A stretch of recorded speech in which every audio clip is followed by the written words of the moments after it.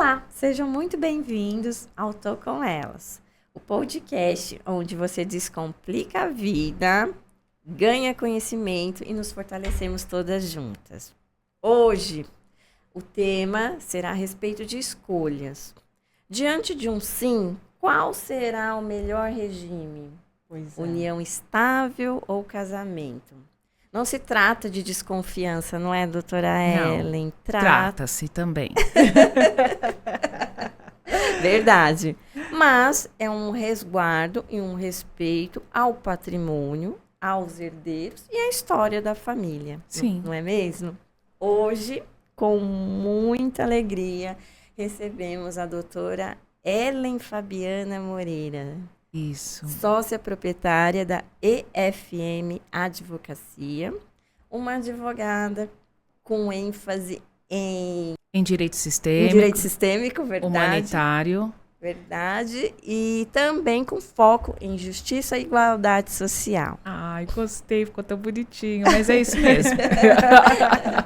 Seja muito bem-vinda. Muito obrigada. E receba as boas-vindas da Ortopret Odontologia Especializada, da Infobite Audiovisual, que está produzindo esse podcast com muito carinho. E, claro, da sua colega também especialista em família e sucessões, a doutora Lu, aqui representando a OS Advogados. Ellen, seja muito bem-vinda ao nosso Tô Com Elas. Já tem um tempo que a gente está querendo te trazer aqui, não é, amiga? Não é verdade. A gente está, olha, vamos trazer a Ellen, então não sei o quê. A gente só deu uma organizada, mas graças a Deus deu certo, as agendas casaram. E é um prazer enorme ter você aqui conosco para falar de um tema tão importante, que é justamente a escolha, né, desses regimes matrimoniais que existem aí e o quanto isso impacta na questão do planejamento patrimonial e sucessório. E você, como excelente especialista, muito obrigada. Né, uma excelente advogada, respeitada, nomeada, você pode falar para a gente um pouquinho sobre o tema, mas antes a gente quer saber um pouquinho da sua trajetória, né? Como é que você chegou no direito? Conta pra gente. O direito, na verdade, ele abusa da gente, né? A gente passa na rua e ele pega a gente, na verdade. É que todo advogado tem um pouco de justiceira dentro de si, né? Então, eu acabei nascendo um pouco mais às vezes um pouco mais do que demasiado. Mas é isso, né? Então, eu nunca me imaginei fazendo nada a não ser trabalhar com direito. Eu idealizava que eu queria ser juiz, então eu idealizava a magistratura. Mas quando eu comecei a estagiar, eu falei, eu quero advogar. E eu sempre trabalhei da parte de família. E advogar para famílias é algo espetacular, porque é trabalhar com pessoas. E trabalhar com pessoas é algo extremamente desafiador.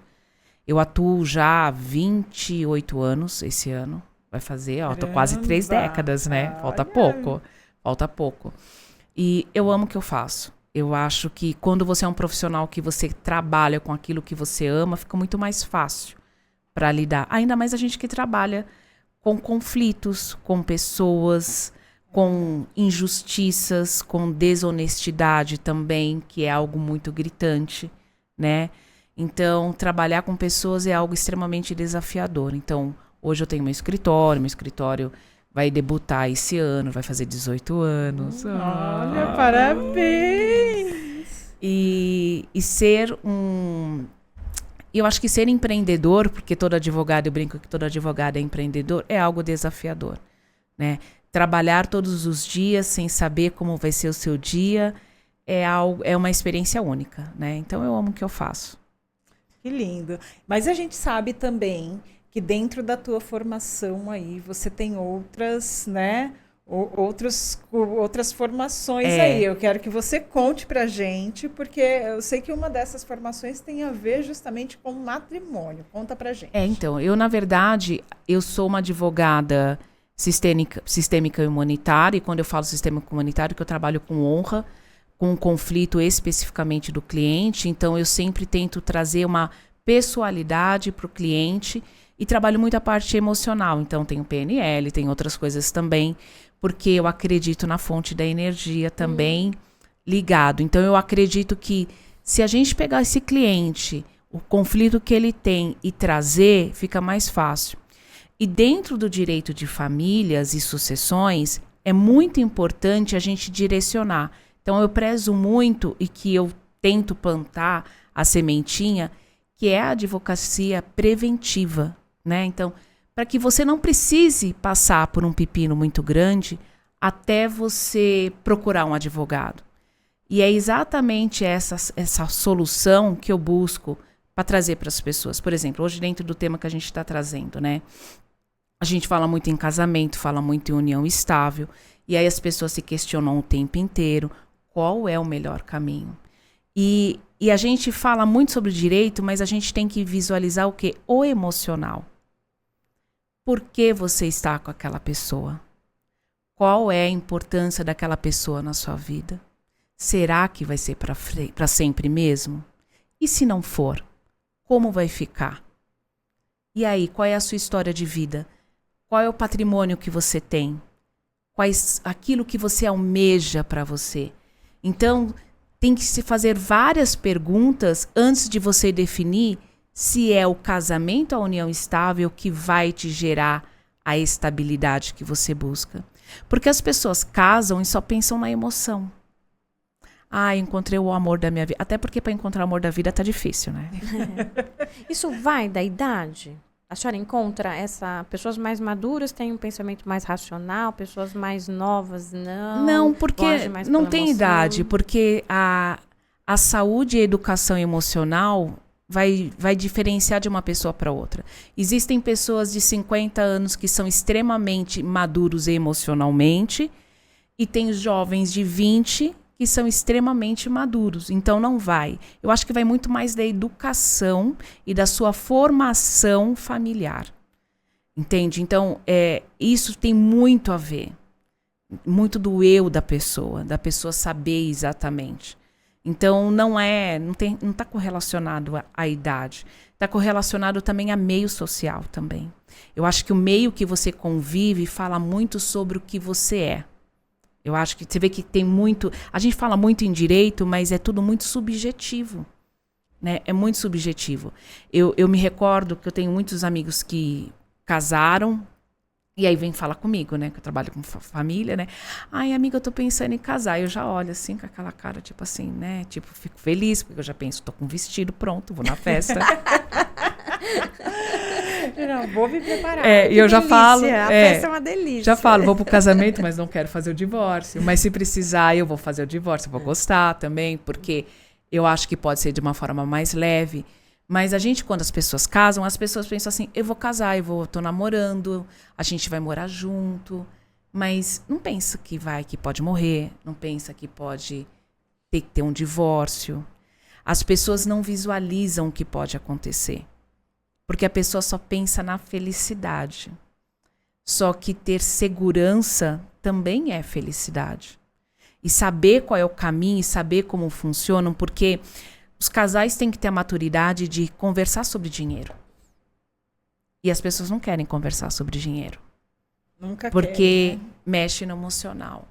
Tá bom. Mexe na estabilidade. Mexe, talvez, na frequência familiar também. Da onde você vem? O que a sua família tem? Se a família não tem nada, mas e se a sua família tem? Exato. Até onde o seu casamento, o seu relacionamento vai envolver o patrimônio familiar? E até onde esse patrimônio familiar vai envolver emocionalmente a todos que te rodeiam? Então é uma conversa séria que um casal tem que ter o diálogo e tem que conversar e tem que buscar a advocacia preventiva. Conversar com advogados, perguntar, e aí? Qual é o melhor caminho dentro da minha realidade? É casar? É realmente morar junto? Né? Formalizar uma união estável, porque também agora tem... Ou agora tem tem o casamento e a união estável híbrida. Qual é o caminho que eu devo seguir? Qual é a melhor situação que eu vou tomar da minha vida? E isso é uma coisa que as pessoas têm que conversar, têm que ter maturidade. Ah, não, eu não vou fazer. Eu tenho um casal amigo que eu fiquei super orgulhosa que eles vieram conversar comigo e eles decidiram casar, eles casaram em comunhão de separação total de bens. E aí eles falaram assim, o que você acha? Eu falei assim, eu acho que se vocês têm objetivo de empreender de forma separada, casem com comunhão da separação total de bens. Porque se acontecer alguma coisa no meio do caminho e não der certo, o patrimônio não vai se misturar e vocês podem se apoiar. Agora, se vocês casar com a comunhão parcial de bens, a dívida que você tem vai ser dele também. E aí vai funhanhar a família inteira. Aí então, são coisas que a gente não pensa. E que a gente tem que pensar. Talvez para uma pessoa, como uma colega que tinha numa época, que ela estava noiva, e aí eles vieram conversar comigo sobre a comunhão, e eu sugeri a separação total de bens, e ela ficou brava, porque ela não tem patrimônio. Então ela ia construir, só que ele tem patrimônio. E aí ela ficou muito brava comigo na época. Porque ela falou assim, mas aí ele tinha mais possibilidade de ascensão. Então ela falou assim, então se eu tiver as coisas, tudo que vai ser dele vai ser meu. Eu falei assim, se vocês casarem em comunhão parcial de bens, sim. Agora, se não, não. E aí eu comecei a explicar para ele. Eu falei, por exemplo, você tem seu carro. Ele tinha um carro, acho que era de 150 mil na época. Você tem seu carro. Se você pensa que esse carro vai ser seu o tempo inteiro, depois que você casar com ela, você está muito enganado. Porque os patrimônios vão se misturar. E aí você vai vender esse carro daqui 2 anos, 1 ano, e esse patrimônio que você tem vai misturar com o patrimônio dela. E aí vai ser dela o carro que você trabalhou muito tempo. Aí ele ficou olhando pra minha cara. Ele nunca tinha pensado nisso. Eu falei, então você tem que pensar. Eu falei, porque o amor é lindo até que acaba. E uma hora acaba, né? Infelizmente. E nem sempre se acaba com respeito. Porque as pessoas nem sempre têm maturidade. Ellen, e aí as pessoas acabam misturando muito, né? A gente que é da área de direito de família, a gente vê muita gente misturando os institutos, né? Casamento é igual união estável, né? A gente sabe que tem lá as suas diferenças, né? Você, né, que é atuante na área, enfim, fala pra gente quais são essas diferenças e no que elas impactam na questão patrimonial. A diferença entre o casamento e união estável. Olha, a diferença hoje em dia é muito pouco. O casamento ele gera muito mais segurança jurídica. Então ele facilita em uma série de situações e conflitos que você possa viver dentro dessa relação. Então seja em relação a uma separação de fato, seja para reconhecimento previdenciário no futuro, seja para sucessão. Então há uma distinção. Então o casamento ele te gera muita segurança. Mas os regimes dentro dessas uniões são os mesmos. Então, entre aspas, fica tudo equiparado. Mas, hoje, se falar assim, eu quero uma segurança, eu acho que vai ser mais... O casamento que gera segurança, ele facilita a vida para que você possa... Você não precisa provar para ninguém que você está com aquela pessoa. Já a união estável, você vai ter que provar que você está com aquela pessoa. A união estável, você vai ter que chegar e fazer, por exemplo... a partir de que momento que você está com aquela pessoa. E isso é um ponto para a gente que é advogado e também para a parte muito desafiadora. Por quê? Porque as pessoas não lembram quando começou a ficar junto. Exato. Só que numa hipótese de um divórcio, por exemplo, ou na hipótese de uma sucessão, um dia que a pessoa vai morrer, isso faz uma diferença tremenda. Enorme. Porque a partir daquele momento que você foi morar com aquela pessoa, estar com aquela pessoa, é que vai começar a vigorar o seu direito naquela união. Então, se falassem para mim assim hoje, né? O que você acha que é mais seguro? Casa, cara. Já tá com a pessoa, já tá dividindo conta, já tá dividindo responsabilidade. Então, casa para formalizar, porque é a partir daquela data... que a gente fala eu falo que é o fato gerador, né? O fato gerador, exatamente. É a partir daquela data que tudo começa a acontecer, que tudo começa a rolar, que você começa a ter segurança. Então, entre aspas, as diferenças, o que vai diferenciar dentro das relações são os tipos de comunhão, né? Que é universal, parcial, Agora a gente tem a possibilidade de ter o híbrido, que eu acho muito bacana, que você pode construir a comunhão que você quer, você pode construir as regras do seu relacionamento, você pode definir limites. Eu acho isso espetacular. Explica um pouquinho mais pra gente verdade, sobre essa essa questão do híbrido, porque é novo. É muito isso, novo. né? É muito já novo. tá em exercício? Já está em exercício. E você pode fazer tanto no casamento quanto na união. Porque assim, as pessoas casam e no automático. Desde, acho que, não sei se é 75 ou 76, acho que é 75.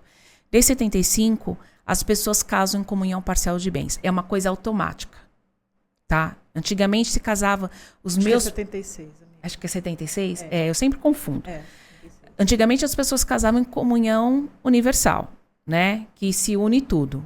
Então, o que você tem antes e depois é tudo nosso. Então, meus pais eram assim, acho que os seus também. Os meus também. Eram assim. Depois ficou o parcial. Então, tudo que você adquirir na constância da união ou do casamento é do casal. O que tinha antes, que são os bens particulares, não se misturam. Então, o básico é esse e a separação total de bens, que também tem de funções diversas dentro da separação total de bens. Que daí eu nem vou entrar nesse mérito, porque senão a gente vai ficar 10 mil horas. Vai ficar horas aqui. Mas a separação é que não se mistura o patrimônio, em resumo, né? E o híbrido, ele mistura um monte de coisa. Então, você pode colocar regras dentro do híbrido. Então, o híbrido, por exemplo, vamos supor para a pessoa que é empresário. Você pode delimitar. Que fala assim, olha, tudo bem, nós vamos casar. Então, vamos supor, vamos falar da união, do tipo do híbrido da união, que eu acho que é interessante. Dar um exemplo. A pessoa vai lá no cartório, regulariza a união estável, e aí ela faz o pacto antinupcial. Que é aí que entra o híbrido. Então, você pode misturar. Então, você pode falar assim, olha, a gente vai ficar em união estável durante um período, daqui 2 anos, eu quero fazer a separação total de bens, ou separação total de bens, e depois converte daqui a um tempo, se der certo. É como se você fizesse um experimento. E aí você pode colocar regras, inclusive regras de matrimônio. Então, tipo assim, olha, você não pode me trair. Se você me trair, você vai ser penalizado com uma multa, assim, assim, assado. Na minha empresa, tudo que eu tiver dentro da minha empresa, a título de patrimônio empresarial, você não terá direito. São situações como essa. Por exemplo, minha empresa é familiar, eu tenho empresa com os meus pais e com os meus irmãos. Lá você pode colocar também, nesse tipo de pacto, dizendo que a empresa familiar não irá se misturar com a empresa do casal. São situações distintas. É muito pontual também, é muito né? pontual. Porque você vai fazendo uma mescla de vários regimes ali dentro, né? O casal vai montando junto com o advogado aquela particularidade Exatamente. da vida dele. Isso, que é o pacto. Não é como a separação total ou a separação parcial, que já vem a receitinha lá de bolo. Tá incluso, mas você minucia detalhes do jeito que você quer. É como se você moldasse. Como não é? Você molda. Você molda. Você molda tudo. É. E é muito pouco usado. Na verdade, acho que é porque é muito recente e não é muito usual e é algo muito técnico. A realidade é que nem todo profissional sabe fazer isso. Eu acho que é esse que é o grande lance das pessoas saberem procurar a pessoa certa. Tem que ser um especialista. Advogado é como médico. O cardiologista não vai tratar da cabeça, ele vai tratar do coração. Então, o familiarista, ele vai tratar sobre famílias. E dentro da família, o advogado familiarista tem advogado que só faz família, tem advogado que só faz sucessão e tem advogado que faz os dois. Então, você tem que saber quem contratar para poder te direcionar da forma certa. Por exemplo, que as pessoas pensam, né? Esses dias eu estava conversando. Qual é a importância de ter um advogado familiarista para você que é empresário? Né? Eu já saí, nem sei se eu vou sair do foco, mas tem a ver. O quanto que é importante dentro de um relacionamento empresarial ter um advogado familiarista falando sobre o seu casamento e colocando no contrato social qual o tipo de comunhão e até aonde vai estender o patrimônio daquela empresa para a família daquele sócio? Totalmente dentro do Que já vai falar do planejamento. Porque é justamente isso, né? Porque as pessoas, elas precisam organizar o patrimônio, né? E muitas pessoas, elas têm uma empresa familiar. Então, trabalha lá a esposa, trabalha o filho, né? E aí a importância de você ter um especialista da área de família para poder também analisar as cláusulas ali e o que ele pode e não pode fazer dentro do contrato. Vou dar um exemplo. Vamos falar de divórcio? Vamos. Dentro da empresa. Eu e você somos sócias. Eu me divorcio. E meu marido é um caos. Meu ex-marido. Ele é um caos. E aí ele tem direito... A sua parte. Às minhas cotas. As suas cotas.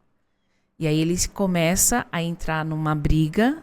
E aí ele quer bloquear os lucros que eu tenho dentro das cotas. E aí ele bloqueia a nossa empresa. Até onde você está protegido? Então, são interferências como essa que quando acontece a bucha, que você vai entender. Aí, vou dar um exemplo de sucessão. Isso que eu ia falar para você. Sucessão. Eu morro. E meu marido é um caos. Meu marido não, meu marido é bonzinho. Os meus filhos são um caos e eles querem entrar no meu lugar.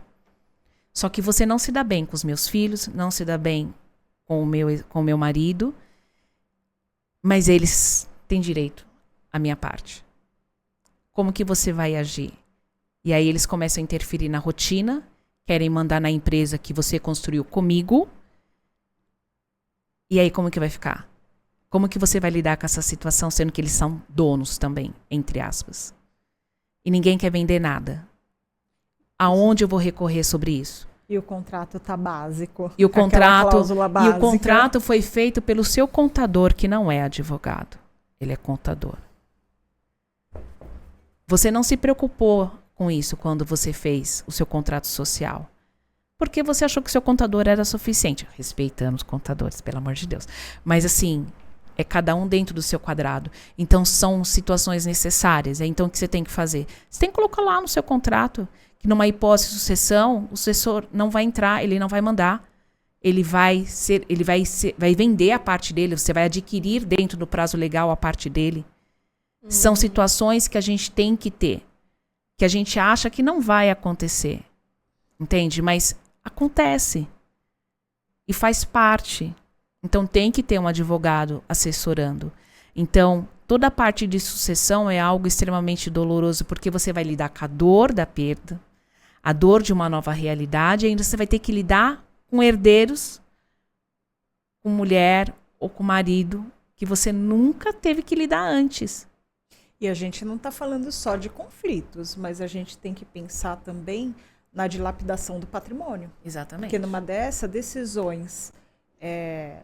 inadequadas, elas vão afetar o patrimônio de uma certa forma. Pergunto para ambas especialistas, e qual seria a melhor maneira de resguardar o patrimônio perante uma perda, né? Perante um divórcio, em relação a um divórcio, Você tem que planejar.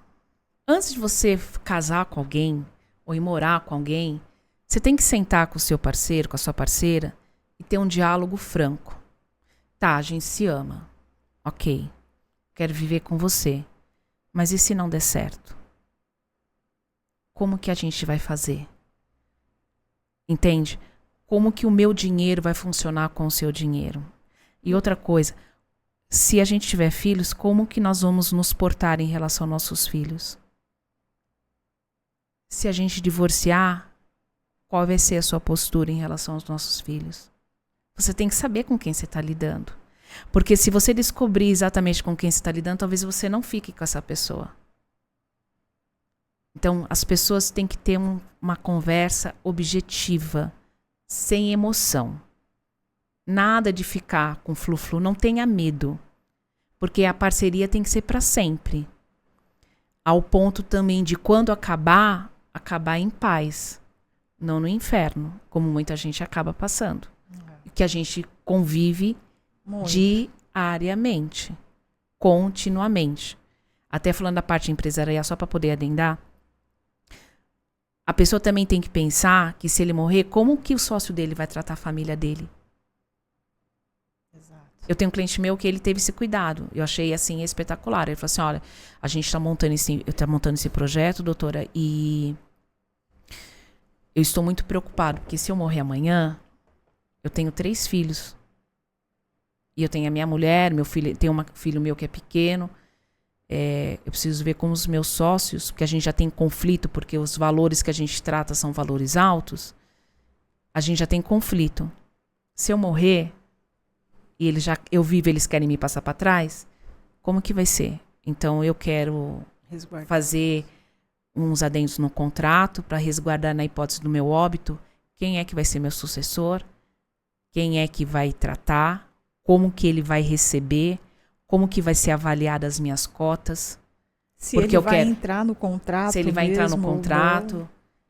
Meu cliente falou que o filho dele não tem capacidade.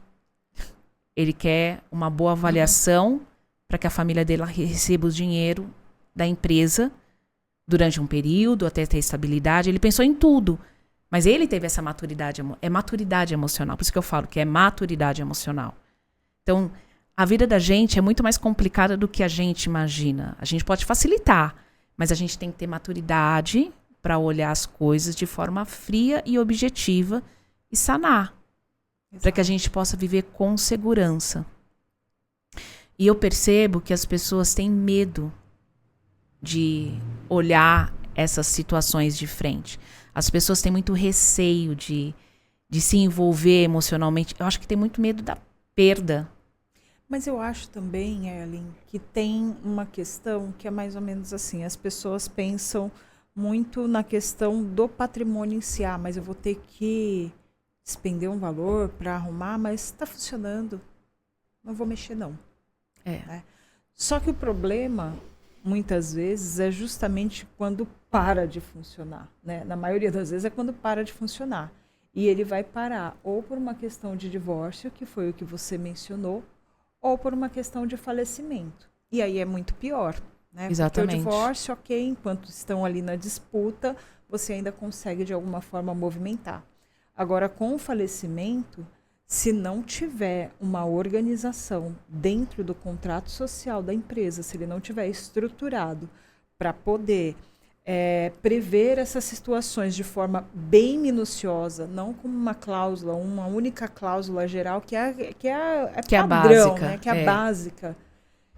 Essa empresa, ela vai travar, como a doutora Ellen mesmo falou. E aí vem os problemas, porque pode acontecer também, e aí é um complemento ao que a doutora está colocando e muito bem, do sócio ser interditado por alguma doença, por alguma incapacidade.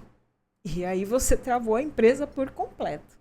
Né? Então a gente tem que, toda vez que vai se estruturar um contrato, né? Quando a gente fala de direito de família ligado a regime patrimonial, regime de bens, tem que se pensar se existe uma empresa, se existe um patrimônio alto, organizar esse patrimônio e você vai fazendo um mapeamento, que é aquilo que a gente sempre fala, né? É uma engenharia para você poder prever todas as situações que podem acontecer.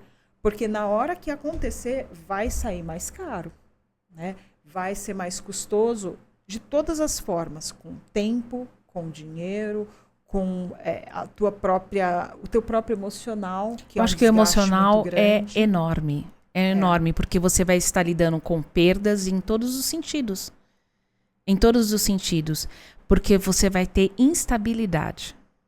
E você vê que é um ato único, né? É de você só se organizar. E as pessoas não fazem isso porque, sei lá, acho que não quer gastar. Ou acha que não vai acontecer com ela? Ou talvez, assim, não quer magoar o parceiro. Então, esse negócio de... muito. As pessoas não conversam sobre dinheiro antes do casamento ou de se relacionar, de morar junto, né, da união estável, exatamente porque não quer magoar o outro, vai ficar pensando que eu sou interesseira e etc e tal. Então, é o medo da perda, é a insegurança. Por isso que eu falo que nada é sobre o direito. É tudo sobre a pessoa. É sobre o emocional de cada um. É sobre a fragilidade. Entende?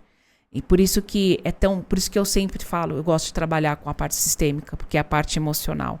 De você saber falar com a pessoa. De saber mostrar para a pessoa, olha, é isso que está acontecendo. É assim, esse é o caminho. É a melhor forma. Mas as pessoas talvez não tenham maturidade. Muitas pessoas não têm maturidade.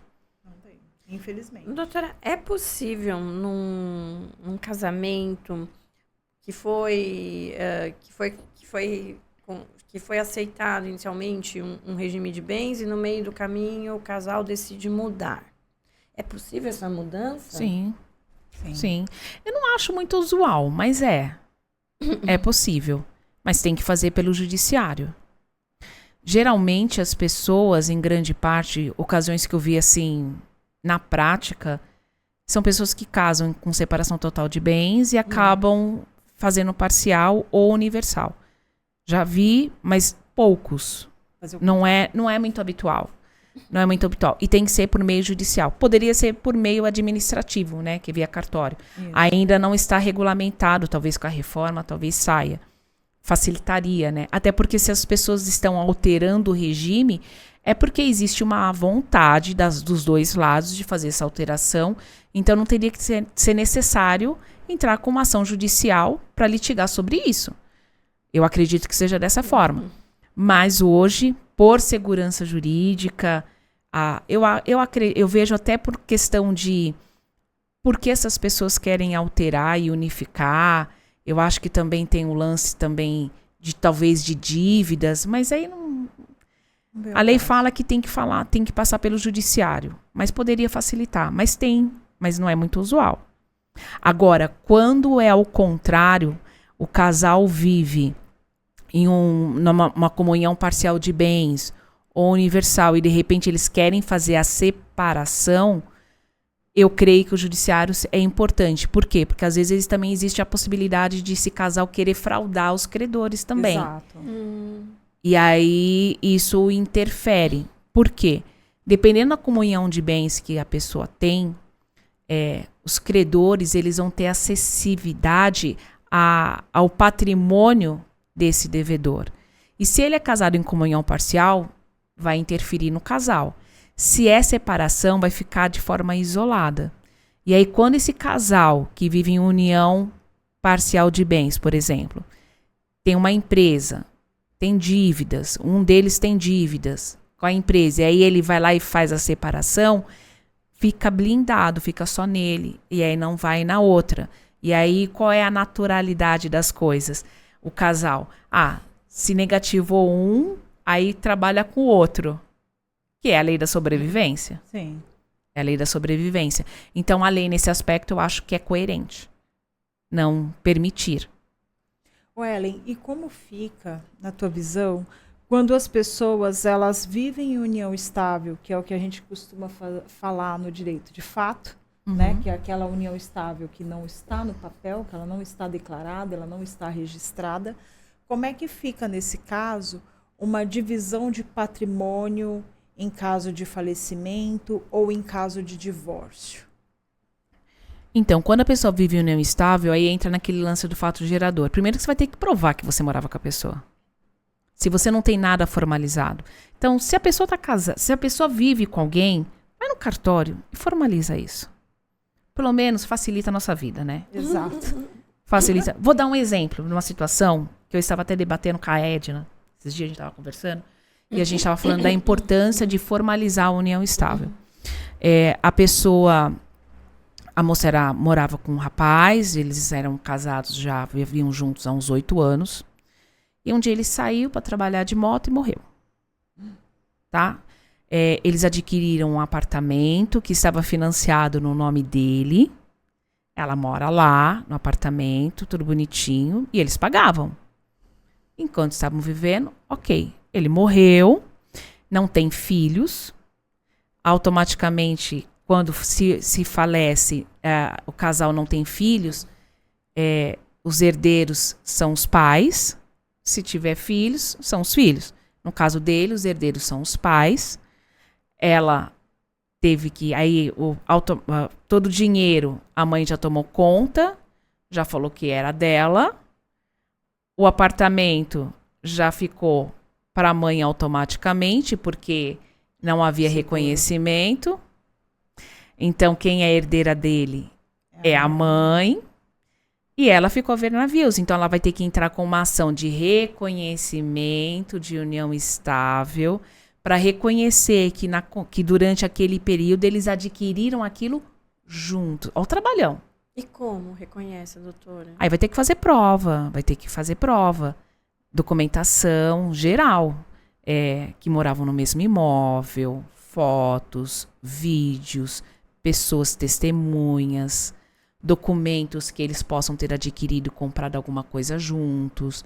Vai ter que provar. E é o mais importante no caso dela, ela vai ter que provar que ela fez isso antes da aquisição do apartamento. Para poder pegar lá de trás.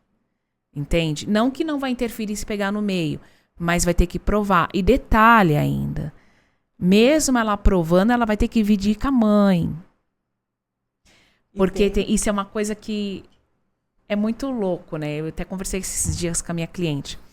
As pessoas não sabem, né? Mas assim, vamos supor. Se você está casado com alguém ou vive em união estável, seja qual for. Se você falecer e se você não tem filhos, seus herdeiros são seus pais. Então, se eu e você, nós somos um casal, e eu vou falecer, você vai ter que dividir o nosso patrimônio com a minha mãe. Minha mãe é boazinha, você tem sorte. Mas, mas se a minha mãe for o cão, você vai ter que dividir com a minha mãe. Então, tudo aquilo que a gente trabalhou juntos, você vai ter que dividir. Você não vai ser só seu. Não é uma coisa automática como todo mundo pensa.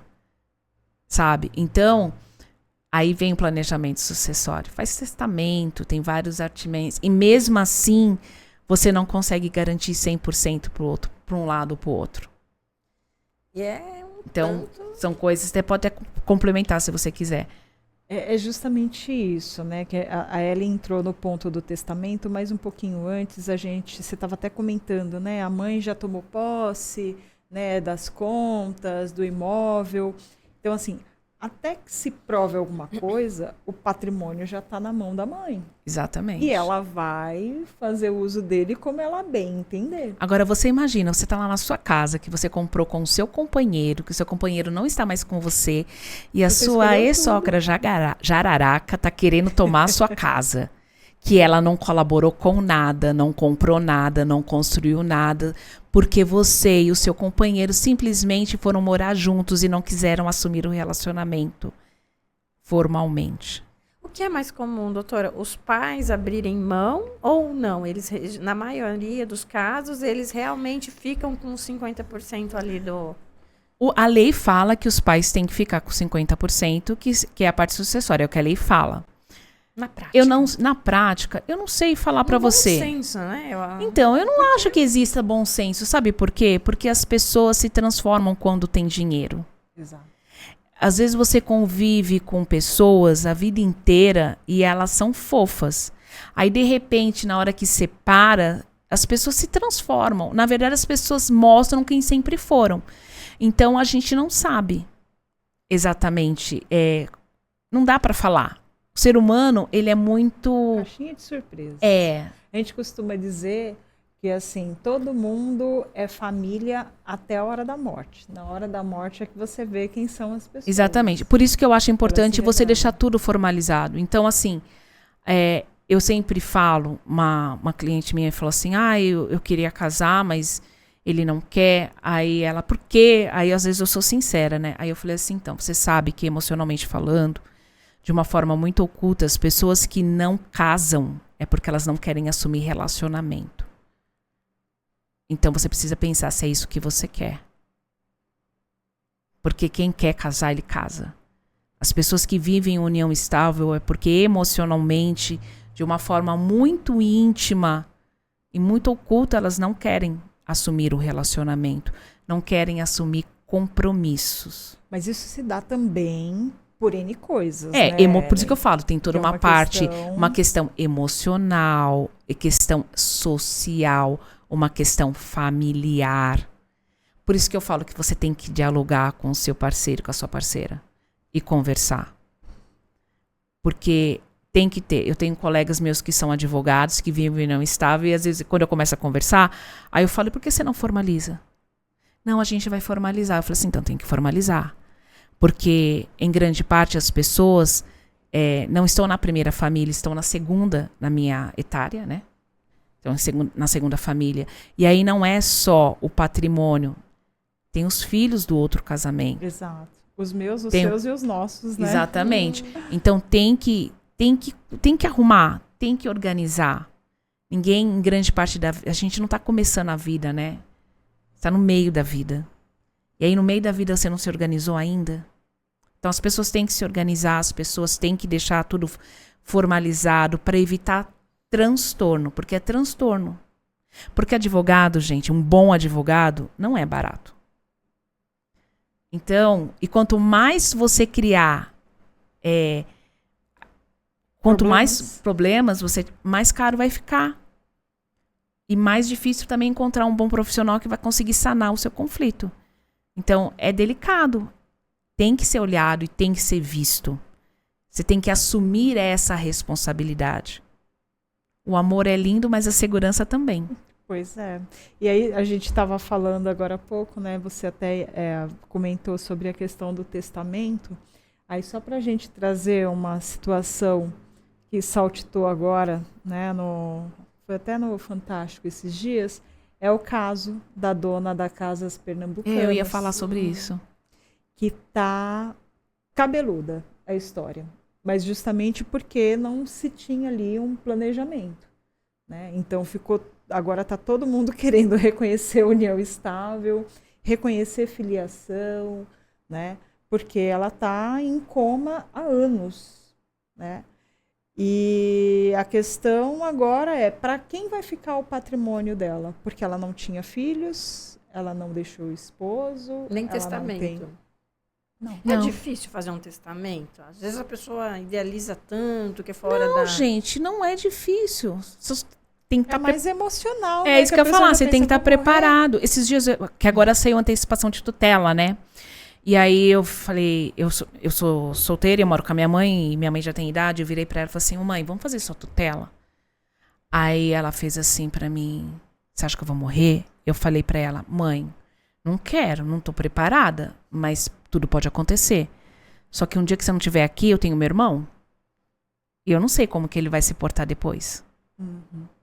Aparentemente, eu acho que vai ser tudo bem.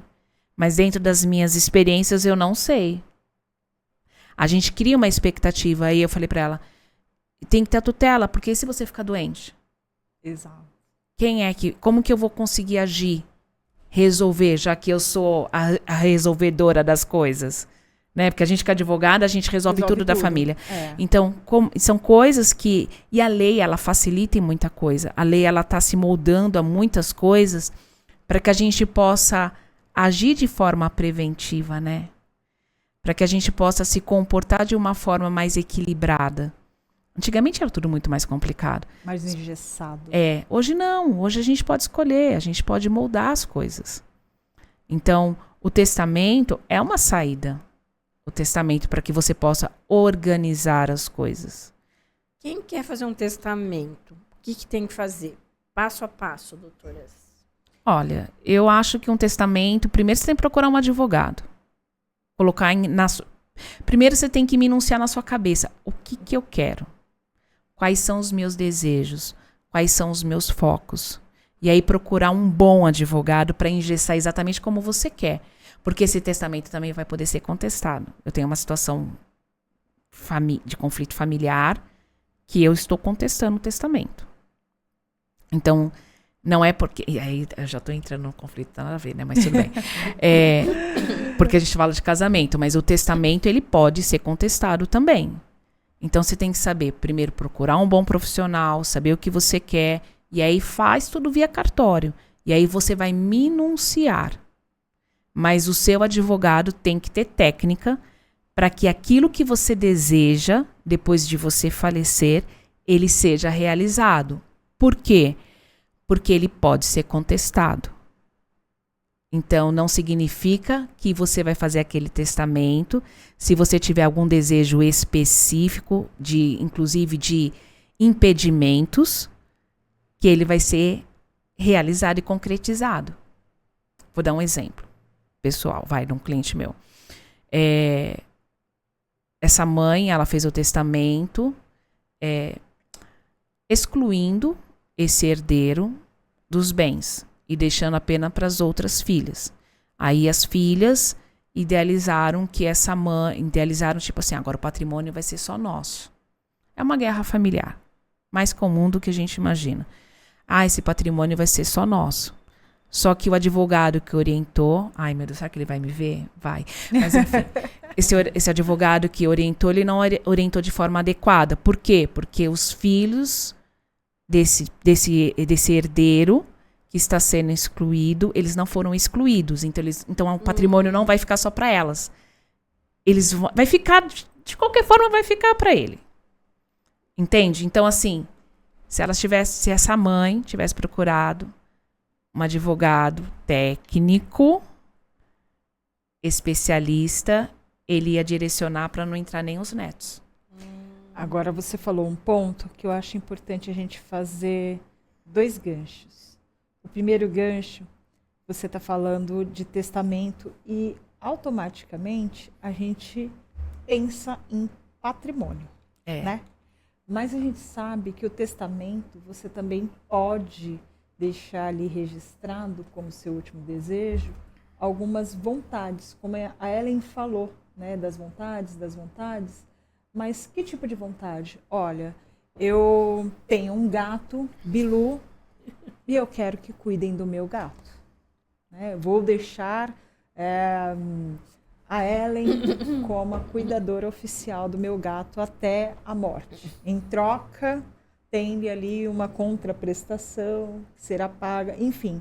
Né? O testamento, né, Ellen, ele serve também para te trazer alguns desejos, algumas vontades, né, em forma de, entre aspas, obrigações, ou encargos que você tenha que, né, tarefas que você tenha que até mesmo para direcionar às vezes empresa. Olha, eu quero que o meu sucessor seja ciclano de tal e eu quero que ele faça de tal forma.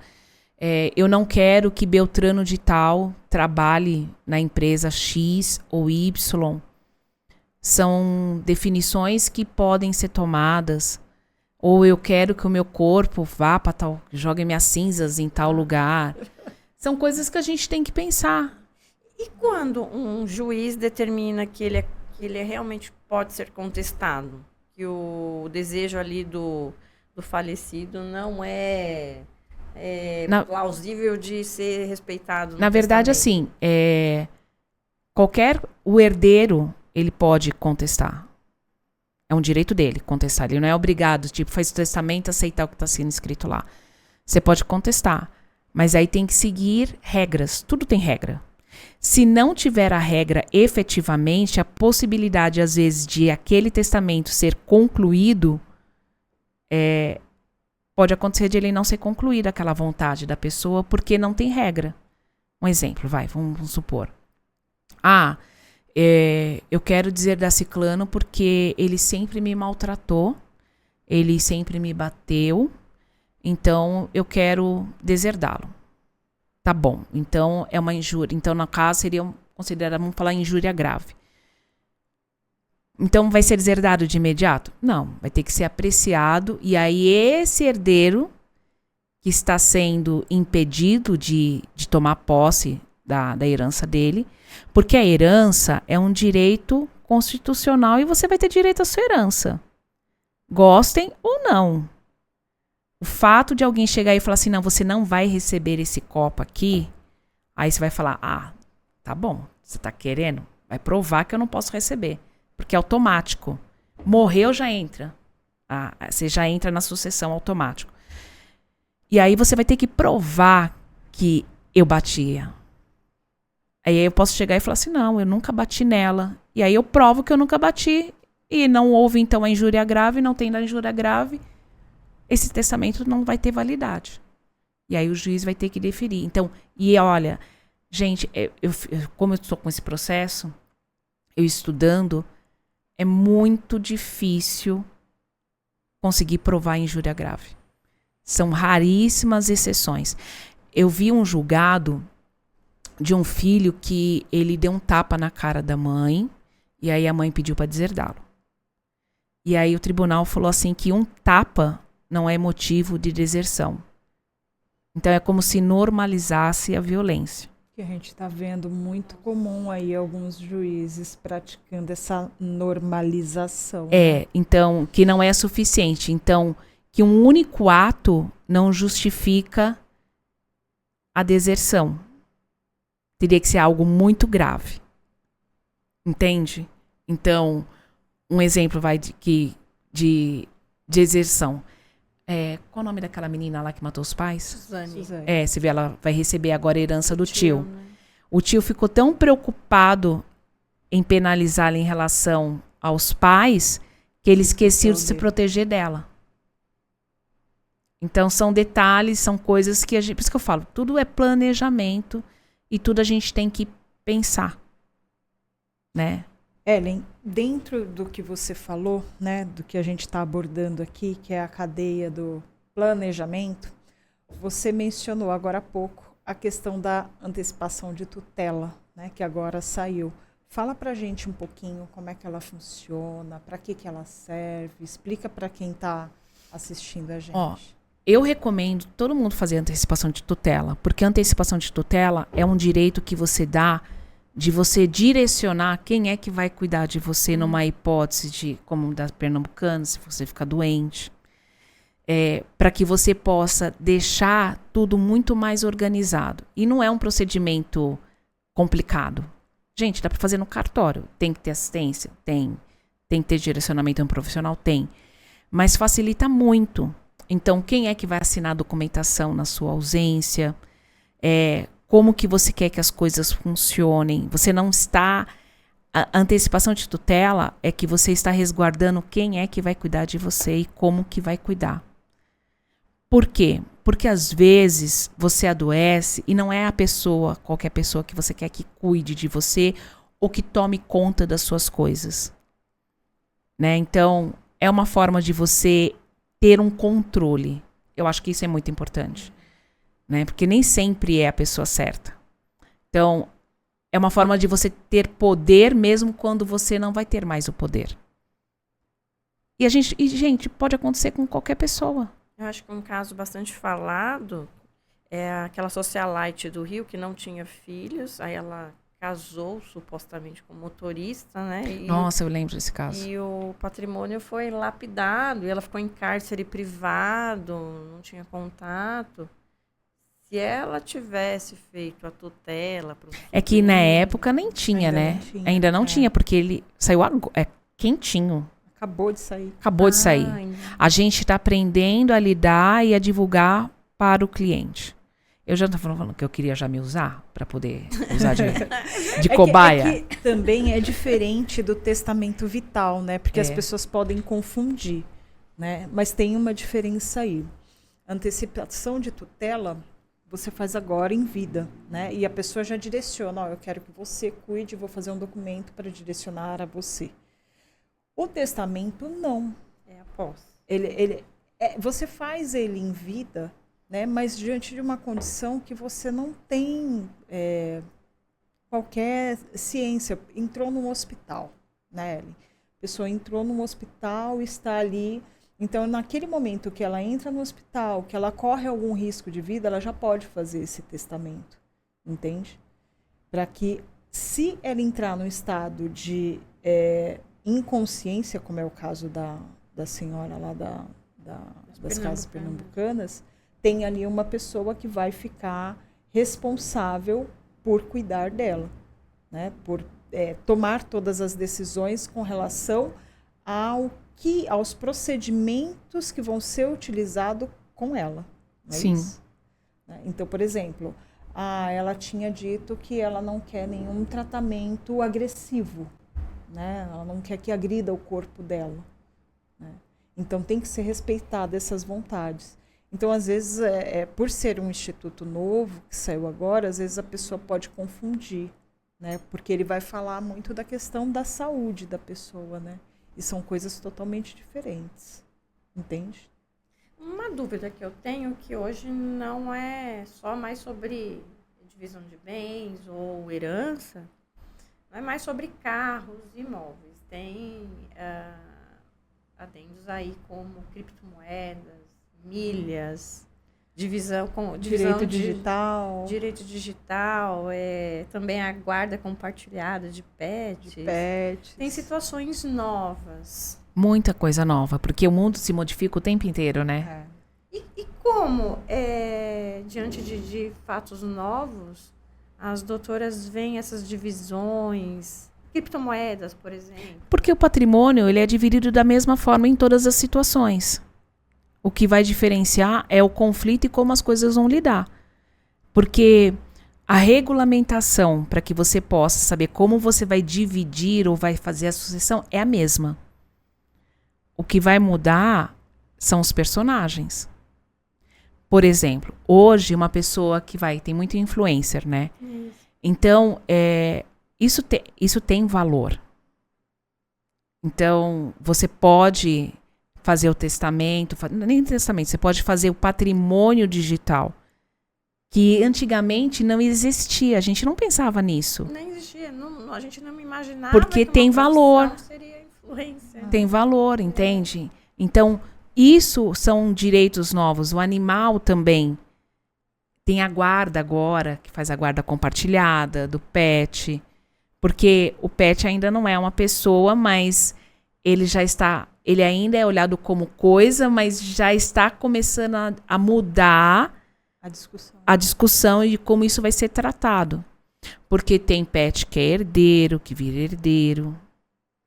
Só que a lei é muito existe um conflito, porque como que uma coisa pode ser herdeiro? Porque o animal é coisa. Entende? Então, é muito louco, né? Já tem as guardas compartilhadas de convivência. Eu já fiz divórcio de estipular pensão para o pet. Porque tem a guarda compartilhada e tem que estipular pensão. Por quê? Porque o bichinho dá despesa, tá?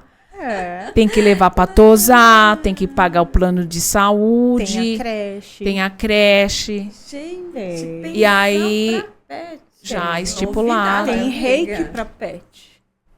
Amiga, eu aprendi essa hoje, pensão para pet.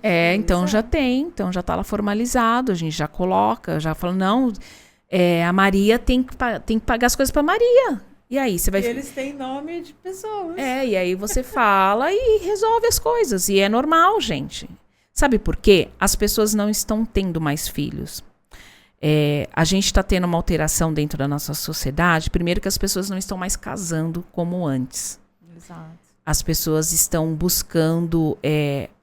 eles vivem em união estável e gradativamente tem aumentado a formalização da união estável em escritura. Então, formalizando-se a união estável. Está crescendo isso cada vez mais.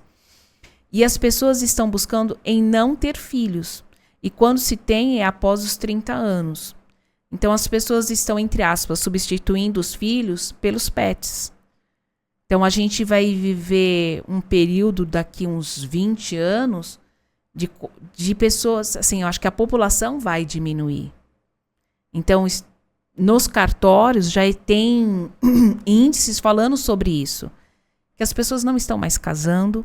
E que as pessoas estão divorciando também tardiamente, que tem um divórcio cinza, né? Então, existem várias situações e modificações sociais que a gente tem vivido, que é importante.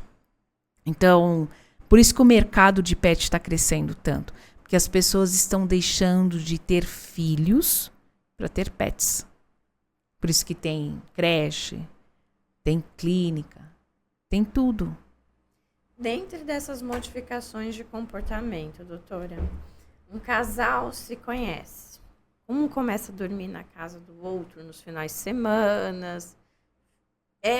Até que ponto isso é um namoro qualificado ou até que ponto isso passa a ser lá na frente, começar a contar como a data que vocês falaram?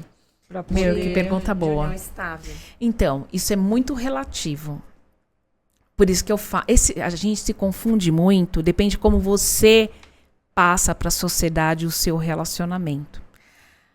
Hoje em dia, você conhece as pessoas e já está dormindo na casa do outro, né?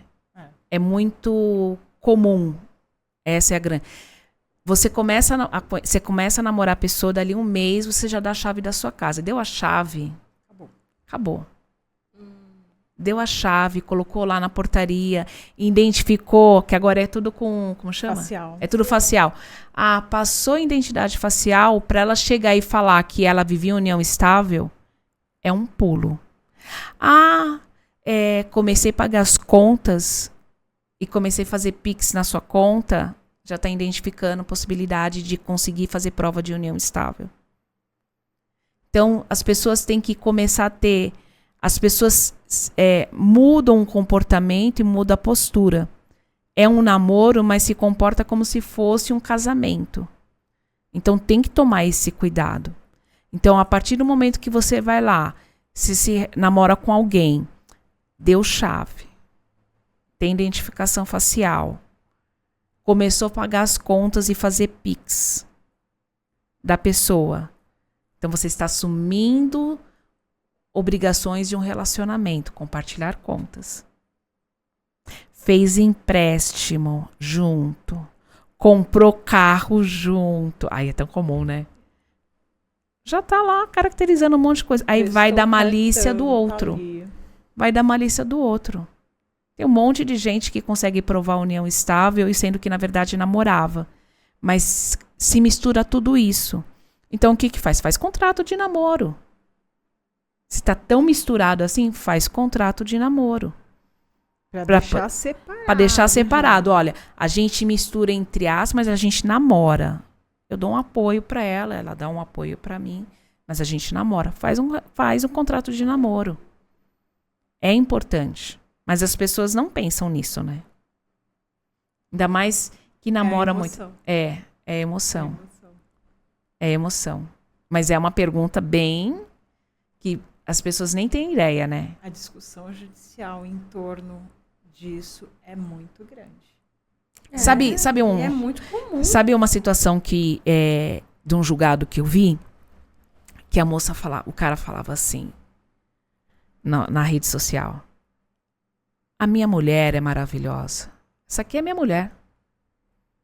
É a mulher da minha vida. Ela é a minha mulher. Ele tem vários vídeos falando sobre isso. O juiz foi lá e deu união estável. Rede social faz porque ele reconhecia publicamente que eles eram um casal e que eles eram uma família. A mulher da minha vida, mãe dos meus filhos. União estável. Entende? Entendo. E ninguém tá falando nada. Ninguém pensa nisso. A rede social, ela é maravilhosa, mas ela te incrimina que nem não sei o quê. Ela é cheia de armadilhas ali. E a gente se contamina, porque você começa a postar tudo, a falar tudo, a compartilhar tudo. E enquanto que você tá bem, tudo bem. Mas é o que eu falo. O que eu devo fazer? A gente nunca sabe como que a pessoa vai reagir. Porque eu falo que uma pessoa machucada, ferida, é uma pessoa muito perigosa. Porque as pessoas que estão feridas, elas criam uma força que elas nem elas imaginam. E se ela é uma pessoa que é extingar, sabe? Que fica alguém do lado e fica falando, faz. Você não sabe. Aí vai lá e faz um monte de coisa. Às vezes a pessoa, no ímpeto dela, ela não tem essa intenção. Mas ela é influenciável, porque nós somos pessoas influenciáveis.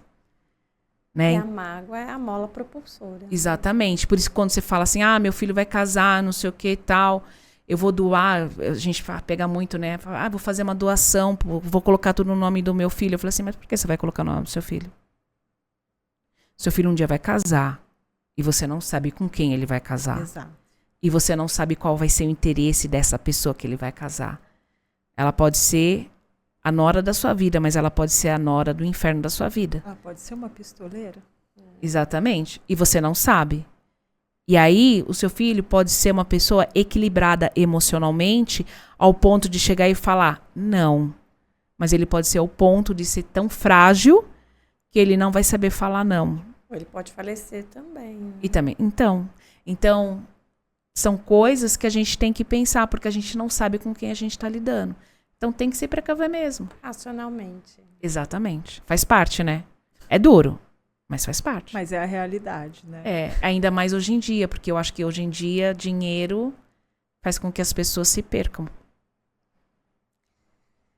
Doutora Ellen, nós queremos agradecer a sua presença, a sua expertise. Tem muita coisa ainda para conversar. Vocês eu viram agradeço. que eu sou É que leiga e curiosa. O tempo passa muito rápido. É verdade. É muita informação. É muita coisa, E né? é para todo mundo, né? Exatamente. É para todo É pra mundo. todo E mundo. a surpresa, como o dentinho lá que a Lu aprendeu outro dia, Pois é, né? eu aprendi hoje que a tutela é nova. Você Olha viu? que bacana. Eu fico feliz que Aprendi passei alguma coisa.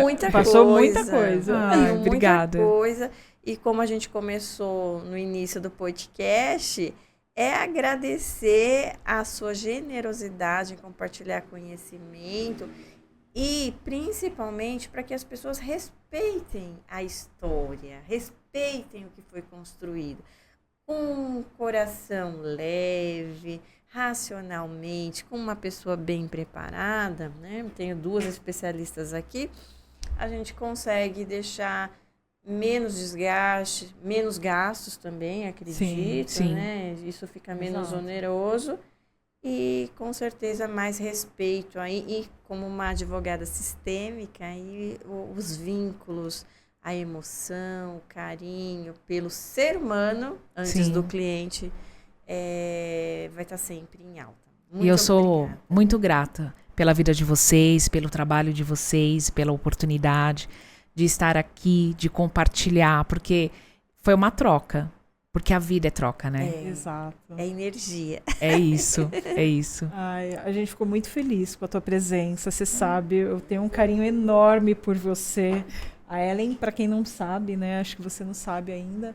Mas a Ellen, quando eu fui para a OAB do Tatuapé aqui, que eu falei, vou para a Comissão de Direito de Família. Ela foi a primeira pessoa a me receber e ela me recebeu assim com os braços abertos. Eu me senti muito acolhida e eu conto essa história para todo mundo porque no nosso meio assim às vezes é tão difícil, né? A gente vê tantos comportamentos que não é legal, né? E eu me senti tão, falei, nossa, Porque você eu é tô querida, em ué. casa. Muito obrigada mesmo pela sua Imagina. recepção. Tenho um carinho muito grande por você. A gente quer te presentear Olha, pela sua ganhei. participação aqui. Tá? Receba de coração muito um presente obrigada. para você. Obrigada. Você lembrar desse momento aqui. E não esquece de deixar as suas redes sociais, os seus contatos. Quem quer falar com a doutora Ellen, Olha, onde encontra ela? é mais fácil me procurar na rede social. Eu sempre estou postando alguma coisa, sempre passando atualização, sempre fazendo comentários sobre alguma coisa que está acontecendo. Então me sigam lá, doutora Ellen Moreira, DRA, né? E Ellen Moreira, ELLE, porque minha mãe quis me enfeitar, né?